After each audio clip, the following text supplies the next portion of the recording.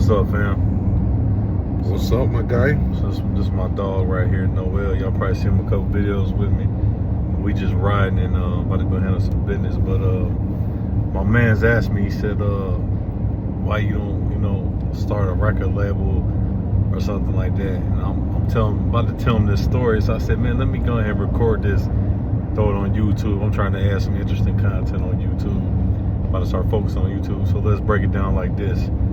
So I'm gonna tell a real deal story right here, man. My homeboy, my best friend, rest in peace. His name is Sakosa.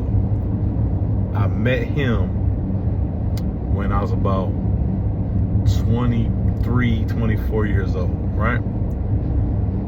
Sakosa, at the time, he was the only person getting music played on the radio station in our city. You heard me? So there's a radio Local station, big dog. Local Big Dog. So there's a radio station in our city called Hot 973. And Sakosa was the only person that song was playing. He had a song with Bone Crusher. Remember Bone Crusher? Outside of the club. Yeah, he had a song with Bone Crusher, and he had a song with another dude from Toledo named Magic Wand called I Hate a Hater. And the songs was playing on the radio non-stop. So I would always hear this guy, right? He had an awesome voice, good lyrics, and I was like, man, somebody from Toledo is on. You feel me? And I was like, Finally. and I was thinking he was gonna be the next big thing, right? So look, I'm gonna get to the next step of this, right? So this is how I met him. You ain't gonna believe this. I used to hustle back in the day. So I'm in the trap house. And I'm gonna say it without saying it. I'm going to meet some people. And they need some stimulation. Let's just put it like that, right? So I'm bringing them some stimulation, right? And let's just call that stimulation crack. Stimulation is actually medication. So I'm going to meet these people. And I always see this big, mean-looking dude, this big, mean-looking brother staring at me. He's always in the corner staring at me. Mean mugging, looking crazy, right? And but he's everywhere. Like all the neighborhood fiends, they all know each other, you know what I'm saying? And this guy's always there. And he's humongous. He's like 6'6", 390 pounds. He's a huge dude. He's always looking at me. I be looking back at him, trying to let him know, like, I ain't worried about your big ass, right? You feel me? that quick eye contact. Let him know I ain't worried about your big ass. So one day he's like, man, this is how he talk, by the way. One day he's like, man, you see me all these times, man. You ain't gonna, can I hit you up now when I need something? Can I put me on? Can I call you if I need something, man? You done seen me 9 times. And I was like, nah. I was like, I don't fuck with you. I don't know you. He's like, oh, come on, man. You done seen me 1,000,000 times, man. He's like, my name is he's like, my name is Sakosa. I'm like, Sakosa? You can't forget that one. I'm like the guy on the radio? Sakosa, the guy here on the radio every day? He's like, that's me, dog. That was him? He's like, that's me. It's me. I'm the dude. It's me, Sakosa. But he's all custard out. So he's all zooted on the daily. A lot of these artists be like that. These guys that you even see in here now, they on drugs. You feel me? Yeah. So the pills, the lean, all that bullshit. Yeah, so I started to meet him when he needed stimulations. You feel me? That's how I met him though. You know what I'm saying? So long story short, as far as me meeting him like this, he would call me. He spent a lot of money. You feel me? And towards the end of his addiction, there was a time when he called me a couple times, and he was like, "Yo," he was like, "My kid need diapers. My kid need food. I ain't got no money." Things like that, right? And you know, I feel bad for children definitely in them type of situations. You feel me? So when it comes to that. So I would pull up on him and I'd give him some diapers, buy his kids food. And we had a friendship, but it was for me, you know, at first it was just, you know, another person that I meet up. You know, I treat everybody good. Even when I was in the streets hustling, I treat everybody good. You feel me? So, you know, I would meet him up, help him out with his kid or whatever. And then I went to the penitentiary. When I went to the penitentiary, the whole time that I was in the penitentiary, this dude was writing me letters, right? Oh, that's what's up. That's some real shit. And I didn't even feel like we was friends like that. So I was wondering why he just kept writing me letters. You feel me? He was like, man, you're the only person that ever looked out for me like that when I was a junkie. Everybody just looked at me like I was a junkie. Nobody, you know what I'm saying? And real recognize real. He's like, nobody showed me any love, blah, blah, blah. And I ain't gonna lie, in my heart and soul, I was thinking like, this dude probably still a junkie. You feel me? All right. But it's probably not as heavy as a junkie that he was when you know, they probably calmed it down a lot. Facts. So I get out the joint, and I was on house arrest. He was coming over. He was coming over to my house, trying to bring me food, bring me stuff I didn't even need. Wow. Just trying to show me that he was down. You know what I'm saying? And you know what I'm saying? Like, so he had stopped doing drugs completely. You feel me? What's crazy is that somebody would do that, an ex-custody would do that when you got people that you would help every single day. And don't bother to do anything for you. Literally go take a bullet for, and they won't even fucking send you $20. Hey, let alone write a fucking 2-page letter. He just made a real statement. So we started actually hanging out, doing music together. We started to do shows together. You know what I'm saying? Mm-hmm. He had a lot of beef with a lot of people because when he was in his stages of being a junkie or whatever, he did a lot of robberies. You know what I'm saying? So we became real tight. So I started to have his back, and we had each other back. And he wasn't a drug addict no more. He was just a musician. And so then I ended up going to penitentiary again, right? But when I went to the penitentiary the second time, he was doing pretty good. He had some songs on the radio. He had some stuff going on. But I went to the penitentiary because I broke a DJ jaw. I ain't gonna say his name, but he was the biggest DJ in our city at the time. And he had like a little deal with Universal. He was able to sign people in the city. So everyone in the city was sucking up to this guy. And I did a rap contest, and they were jealous of me. I was in there with a lot of ice on, a lot of jewelry on, a lot of females was paying attention to me, and these guys in there was jealous, and they jumped me during the rap contest. And during them jumping me, I broke this DJ jaw. Well, this DJ came to court wearing his best church outfit, literally had some colorful church clothes on in court, and put me in prison for breaking his jaw even though they jumped me. That's a true story, really happened in Ohio. Gotta love it. So I went to the penitentiary again. So this time I'm in the pen, and my homeboy, he was still writing me letters. He's like the only person that kept in touch with me. All these people I made all this money with, and the only person that kept in touch with me was an ex-junkie that became, you know, that got out of that and became a strong man again and started doing his thing. Grabbed the bull by the horns. Thanks. All the people I did made all this money with, nobody talked to me while I was in the joint, except my mom and this guy. And the girl I was with, she going with the wind. Man, she didn't have more cucumbers and pickles than 19 farms. You feel me? Jack Moore D's than 19 arms and 20 sluts. She had her own greenhouse for sure. So he was the only one talking to me. And look, listen, I'm gonna tell you guys something crazy. One time I was down, I was so depressed, I was in the hole, I had got jumped. You know what I'm saying? I fought a bunch of people in the joint. I was sitting in the hole, and I was down and out, feeling super depressed. And my homeboy, he wrote me a letter, and he said, Jay, I want you to know the definition of life. Life is a constant series of change. You heard me? Damn. And when I read that, then he explained it to me. He was like, man, things gonna always change, man. Like, things might be bad right now for you, man, but they gonna change. Yeah.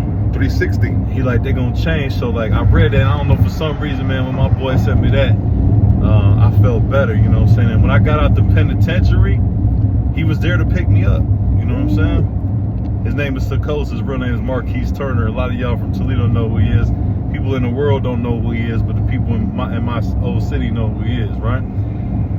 So he picked me up from the penitentiary, and we literally made a song called Somebody Somewhere. Me and him, it was about, you know, somebody somewhere can have it way worse than you. And there was a kid in our area who had just died of cancer. and we talked about him and his parents on the song and all that, and the song went crazy. And it was me and Sakosa, and he put me on the radio with him, and I finally was on the radio. People was hearing me, hearing him. You feel me? That's a great title. Yeah. So, and then me and him did a song with Yo Gotti called Multi. It was Coast's idea, and I backed him up on it. He was like, "Yo, It worked. So look, I'm gonna tell you like this. It made us the hottest thing in our city. You feel me? Yep. It had everyone putting the bag up. Everyone's coming to the table. So he told me, he said, yo, he said, I got a plug with Yo Gotti. We can go to New York, the Jungle Room, put him on a song. You know what I'm saying? So we went there. I gave Yo Gotti 20. This is back when Yo Gotti had that song, Everybody. Making moves. So I went to New York and I gave Yo Gotti 25 bands, and he jumped on the song with me and Sakosa. Now I respect Gotti. He then became a $100 million man. Back then he was still probably, you know, $5-10 million man. He then became front page of Forbes. It's crazy, right? So, but back then I was just $100,000 man. You know, I'm a multi-million-dollar man now. You know, it's just elevation in every direction. My goal is to have 100 million or 200 million one day. You feel me? Hell yeah, nigga. So we go in there, and Yo Gotti didn't like the song that Costa came with, and I started rapping a song. You know, it was called Multi. It was like, I be multi-trapping, catch me multitasking, heroin, cocaine, weed. They be multi-tapping on my phones. I do shit multi-platinum wrist, but I don't know what I was saying, but it was hard. Multi-platinum wrist, multi-magnums for your bitch, multi-shots, I can't miss.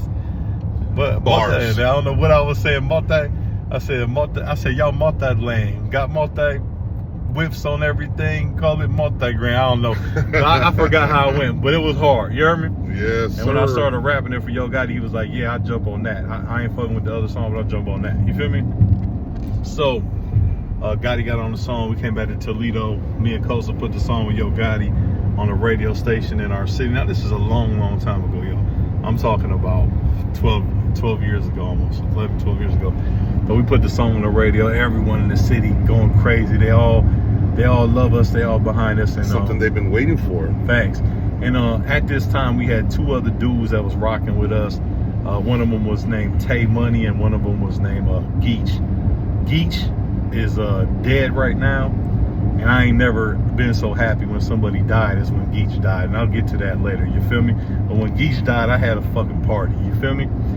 Anyways, he was in his kitchen cooking all day. Some people gonna say I'm an asshole for that, but that dude was like a wicked, evil person who had an evil, hateful, hate the world, want to kill everybody, always talk about death energy, and I could not stand that dude. You feel me?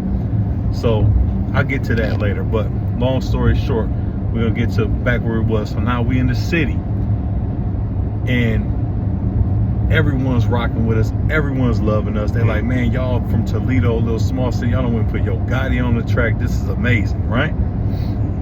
So, it's popping. Everybody feeling us. Everybody like want to invest, get behind us, everything. And then Sakosa died. I get the call. He had a heart attack early in the morning. Heart attack? Heart attack at 40 years old, early in the morning. But Kosa, was he a big dude? He was like 400 pounds. I mean, you explain how big he was, yeah. But was he still? He was still big. He was huge. He was like 400 pounds, 6'6". Damn, bro. He was an animal, man. We thought he was invincible. He literally would eat the buffet 3 times a day, smoke 7 packs of cigarettes a day, drink liquor all day. You know what I'm saying? Still dibble and dabble in a little smoking, a little booger sugar. Smoke blunts all day. He was non-stop all day. He had to have something all day, so it just caught up to him. You know what I'm saying? Hey, but he lived his life the way he wanted to. It caught up to him, so he passed away. Now, when he passes away, the first thing this dude Geach do, Geach is dead now.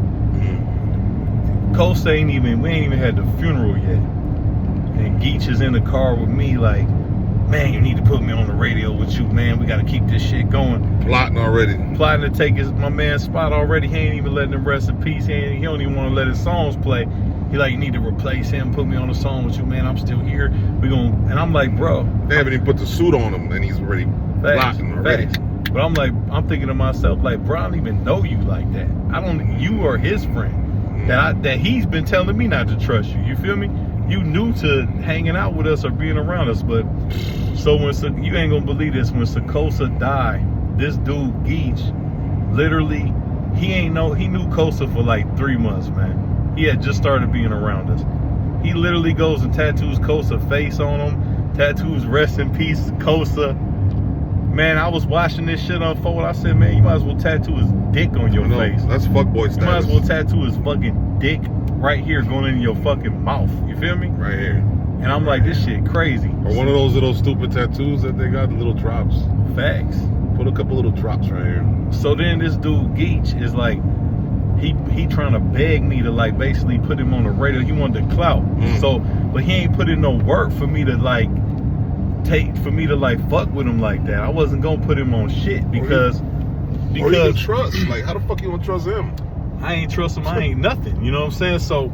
So he spread a rumor about me, started saying I was the Illuminati and I killed Sakosa, right? Oh, around this time I had bought my first Rolls Royce, so people was like, oh, maybe he is the Illuminati. How'd he get rich? But I got rich because I was a real hustler in the streets. You feel me? Yep. Now look, I had bought my first Rolls Royce, a Rolls Royce Ghost, bought it cash. So Kosa died, and right around this time, I'm buying a new Rolls Royce. Got the song on the radio with Yo Gotti. This all still in the street type shit though. We ain't made it out the streets. We ain't got no record deals, no nothing. Feel me? So Geach, he mad because I won't put him on. So he started making up all these rumors about me and trying to turn everybody against me. You feel me? That sounds familiar. That sounds familiar. That sounds real familiar. So then I find out that he talking about me and everything like that. So I call him and tell him, I'm like, why don't you just meet up with me and we could just square up, bitch ass motherfucker. Nah. And he like, oh, you gonna have them people with you. You always got somebody with you with a gun with you. You always got somebody you always got a shooter with you. You always got somebody. I mean, that's true. Yeah, even to this day. But if you knew that, but I will get anyone to one-on-one. I promise you. You feel me? If you already knew that, why start running your mouth? I'm about respect. And I'm about like man-on-man combat shit. If you want to do that, if it's disrespect and you want to fight, like I fight somebody. You know what I'm saying? It's whatever. You feel me? So, but he ain't want to do that. He just want to talk and cause controversy and all this other stuff and try to turn people against me. You feel me? So sucker shit. So we get through all that. I don't even associate with him. I don't associate with none of them cats. I just focus on what I gotta do, focus on balling, focus on winning. You feel me? I don't talk to him or the other little dude, Tay Money, no more. You know what I'm saying? So what came about that? Did he fucking actually approach you or? Nah, I'm gonna tell you the rest. So I start to you know, I go all the way legal with it. Every business I do legal, legitimate. I'm out the streets. You feel me? And I was doing a lot of things for people, like side projects, helping people write raps and recording their albums and using the talent I had to make songs, because my songs wasn't doing enough. So I would just charge people to write their songs, and I end up getting some plugs in Atlanta and plugs in LA, and I would ghostwrite people's albums and help them record their albums and things like that. And I was making some extra bread doing that, plus I had some other businesses. But I wanted to take a crack back at the music about 4 years after all this stuff happened. So I decided I was gonna make a record label, try to use the plugs I had, and try to really make some music stuff happen. You know what I'm saying? So while I'm doing this, that dude's calling me and he's begging me for me to forgive him. You know what I'm saying? He calls me over and over again, asking for forgiveness. Hey man, I shouldn't have said what I said. Give me a second chance. Give me a second chance, right? Eventually I go against my smarts, and I signed him I let him get on the label, and because he was a good artist. One thing I could say about him, he could really, really rap.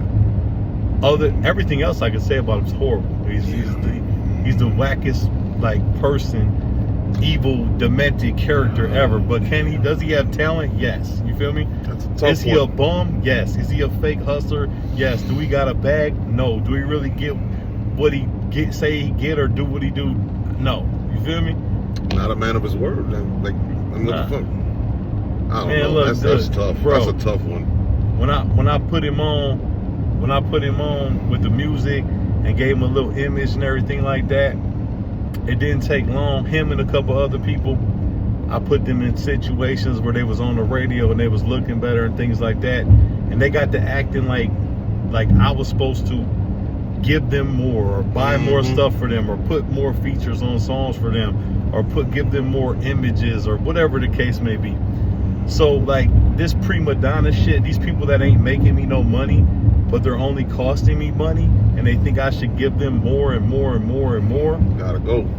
You know, I decided I'm never having no record label again. Now I had one dude who was on the label named Handsome, and he was cool, and his brother was cool. I ain't had no problems with them guys.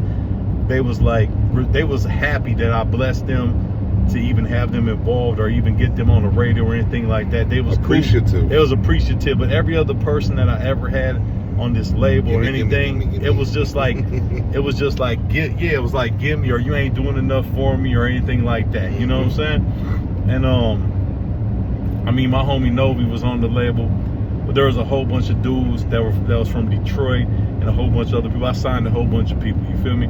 And like everybody was like, "Oh, you got a Rolls Royce? Buy me a Rolls Royce.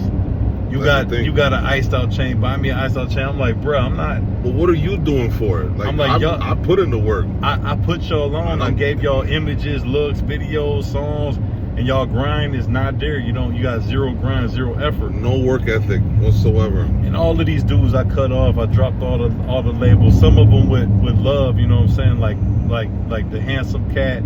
You know what I'm saying? And his brother and Novi, them three dudes, it was all love. They understood, you know what I'm saying? This shit ain't making no bread at the moment. I'm not about to keep putting bread into it. So I'm cool with them. But some of them, like the Geech dude and other cats I was fucking with, they left with this hate and started talking shit, spreading rumors again. You know what I'm saying? Just being hateful. Like somebody, I bet you they still feel some type of way about it. I guarantee some of the Detroit cats do. And then the Geech dude felt like that, but you know, he dead now. He backed out his driveway and somebody smashed into him going like 120 miles an hour, you know what I'm saying, out of his driveway. You know what I'm saying? He always said he was gonna get out the city, but he couldn't even get out of his driveway. Now people gonna say I'm mean for that, but if you knew how this cat was and how evil this person was, you wouldn't think I was mean. You would think it's all deserved. You feel me? Man.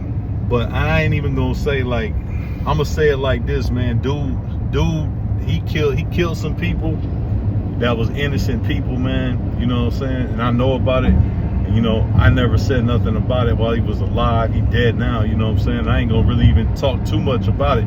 But just the things that he do and how he lived and moved and what he does in life, you know, he's somebody who really deserved to die. You feel me? So anyways, when people ask me why I don't never start a record label, that's pretty much why, man. I put a bunch of people on and tried to give them opportunities, and everybody, you know, they grind wasn't there. Either they grind wasn't there, or if they had the grind, it wasn't working enough to keep going forward with it. You know what I'm saying? So like, they basically just want you to put in all the work. And then everybody thought that they was better than me. You feel me? Like I put all these guys on, and they're literally acting like they're better than me. They're better. They literally are walking around with an attitude and a swag like they better than me, like they bigger than me. And that just brings so much bullshit with that. I put y'all on, and y'all think y'all bigger and better than me, and y'all act like y'all, you know what I'm saying, like y'all the dudes. And people like, which is cool, but like you can't like, they was literally acting like I wasn't gonna blow up. And then I made the biggest movement, the greatness movement. Sold millions of dollars worth of my music with the movement, and made something bigger than everybody. Something that's one of the biggest things in the world that they trying to stop because it's so big. You feel me? But you're missing one key thing. You did it all by yourself. With God and you. Period. So that's how this all, you know. So when people ask me, why don't you put me on or listen to my music, or do you sign artists, or man, I'm not interested in none of that. Nah. I make my own music and sell it the way I sell it. I don't sell my stuff on Spotify or none of that stuff. I sold millions of dollars worth of music right off of my website. Millions on millions of dollars worth of music right off my website. And I could do that without anyone getting no money from it. You feel me? Yep. And these people that doubted me, you know, I had money back then when we were making these labels or doing these things or trying to make these moves. I had a little mill or two back then, but like in the last couple of years, I done hit 20, 30 million dollars, you know what I'm saying? And these are the people that was sitting with me, doubtful, not wanting to do the work, not thinking I could be the guy, thinking that I'm basically acting like I need to make them the guy because I ain't gonna have the chance to be the guy. You feel me? Yep. And those attitudes and those ways of thinking and not being down with the team or trying to make things work together, all of that me, that stuff is what now makes me never ever gonna ever sign a motherfucking artist. You feel me?